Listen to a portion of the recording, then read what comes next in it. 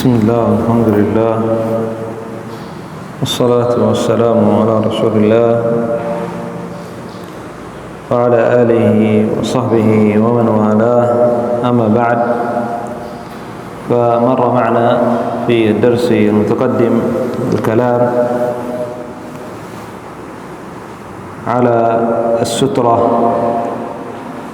والسترة واجبة. السترة واجبة كما تقدم معنا، ومما يدل على وجوبها مداومة النبي صلى الله عليه وسلم على السترة وعدم تركها، لا في الحضر ولا في السفر، لا في المسجد ولا في البيت ولا في الخلاء، دائما وهو يتخذ سترة. وقد جاء من حديث سلمة ابن الأكوع أن النبي صلى الله عليه وسلم كان يتحرى في المسجد أن يصلي إلى اسطوانة، أي عمود. كان النبي صلى الله عليه وسلم يتحرى أن يصلي إلى الاسطوانة، أي إلى العمود. وأما في البيت فجاء عن عائشة رضي الله عنها قالت: كان النبي صلى الله عليه وسلم يتوسط السرير، يصلي إلى السرير ويتوسطه وأنا معترضة بين يديه. وأما في الخلاء فقد جاءت أحاديث كثيرة، من حديث ابن عمر أن النبي صلى الله عليه وسلم كان يصلي إلى الراحلة، ومن حديث أبي جحيفة أن النبي صلى الله عليه وسلم نصبت له عنزة وهي حربة فصلى إليها وغير ذلك، وأن النبي صلى الله عليه وسلم صلى إلى الشجرة وغير ذلك من الأحاديث. هذا أمر. والأمر الثاني أنها تمنع الشيطان من قطع الصلاة، شيطان الجن تمنعه من قطع الصلاة. فإذا كان الرجل يصلي، أو العبد رجل أو امرأة، أن هذا عام. وكما تقدم معنا في بداية هذا الكتاب أن الأصل في الأوامر سواء كانت للوجوب أو للاستحباب أنها عامة للرجال والنساء، إلا ما جاء الدليل بأنه خاص للرجال أو ما جاء الدليل بأنه خاص للنساء. سترة واجبة للرجال وكذلك على الرجال وكذلك على النساء. مما يدل أيضا أنها تمنع مرور الشيطان من قطع الصلاة، كما قال النبي صلى الله عليه وسلم: إذا كان أحدكم إذا كانت سترة فإنها تمنع مرور الشيطان بين يديه، وإذا لم يكن بين يديه سترة فإن الشيطان يقطع الصلاة عليه، يقطع الصلاة أي ينقص أجرها. وأما الذي يقطعها بالكلية وتبطل كما تقدم معنا 3 أصناف.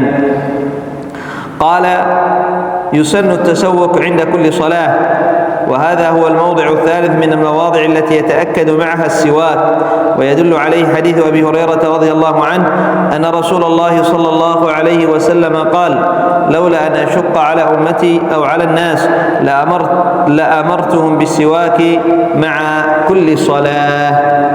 هذا هو الموضع الثالث. قال: إذن ما الموضع الأول والموضع الثاني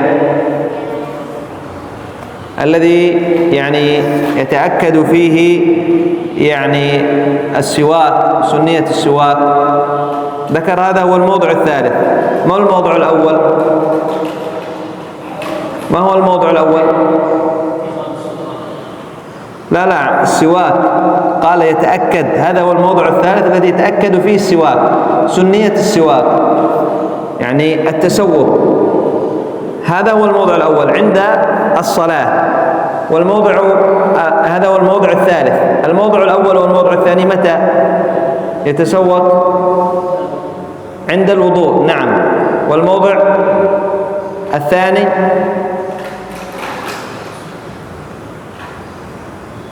كان النبي صلى الله عليه وسلم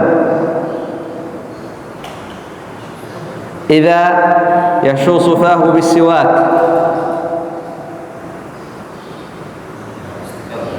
عند الاستيقاظ من النوم.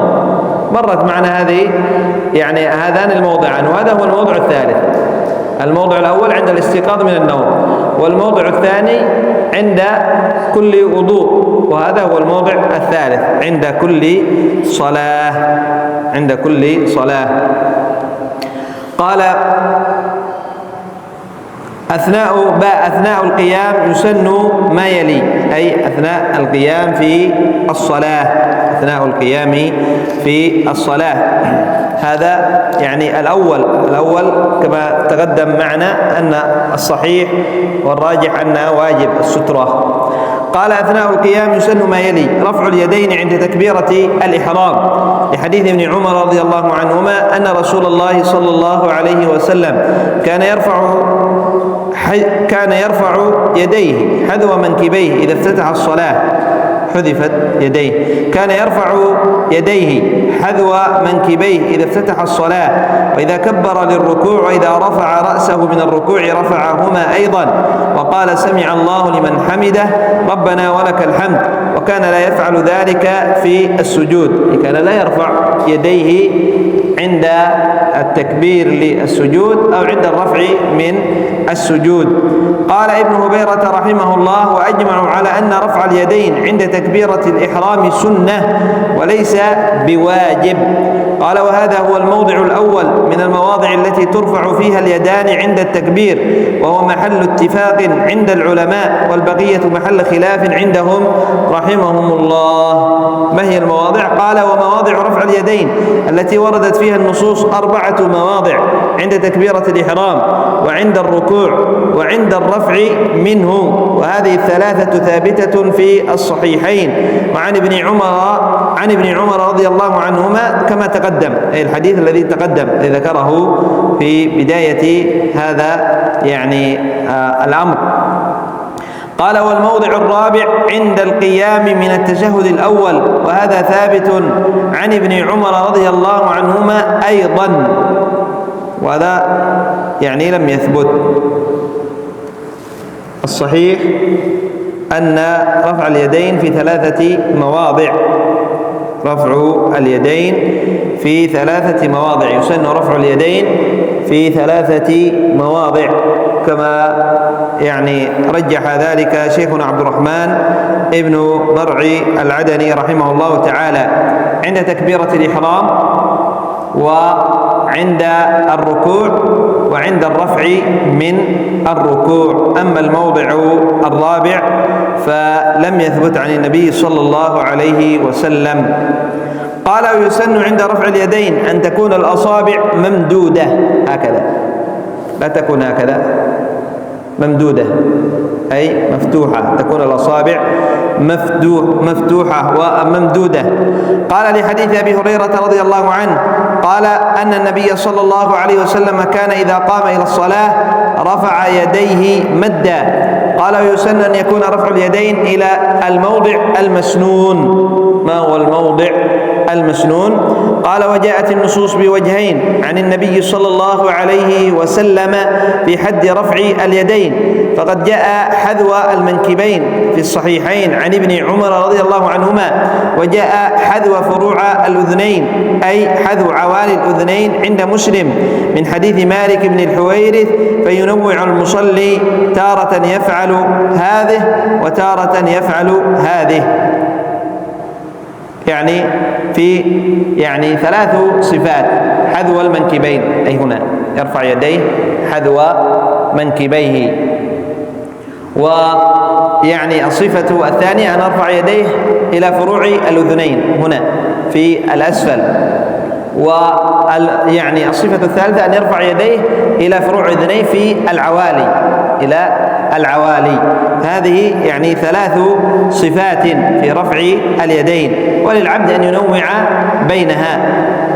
عبدي أن ينوع بين هذه الصفات، كما تقدم معنا أن العمل إذا اختلفت صفاته فإنه يشرع أن يؤتى به تارة بصفة وتارة بصفة أخرى، تارة بصفة وتارة بصفة أخرى، كما في رفع اليدين، وسيأتي معنا في وضع اليدين على في حال الصلاة، حال القيام.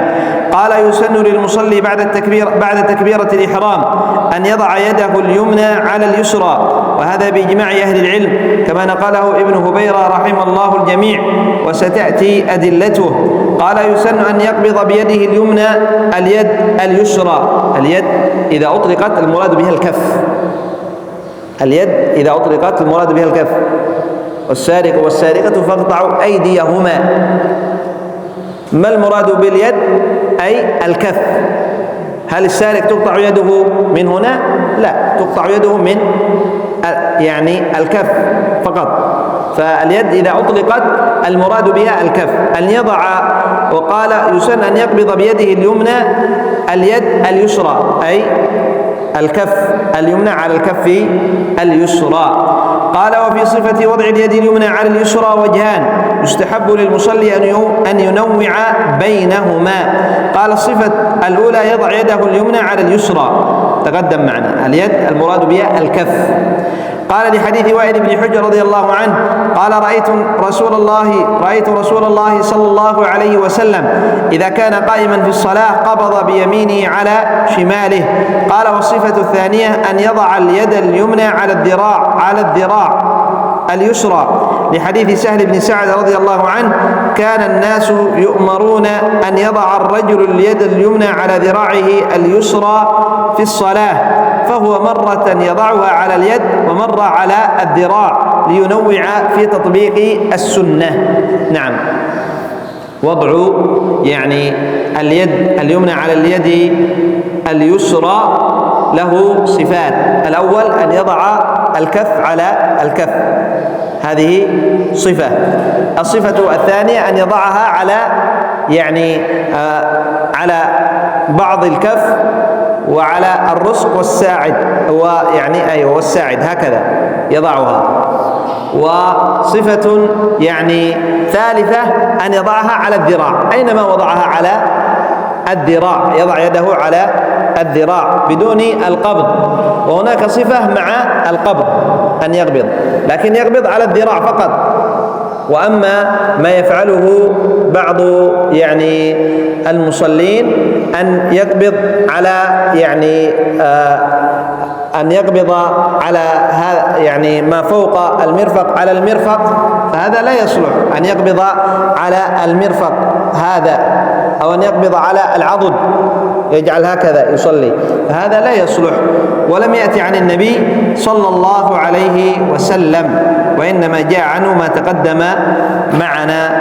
نكتفي بهذا القدر إلى هنا. سبحانك اللهم وبحمدك، أشهد أن لا إله إلا أنت، أستغفرك وأتوب إليك.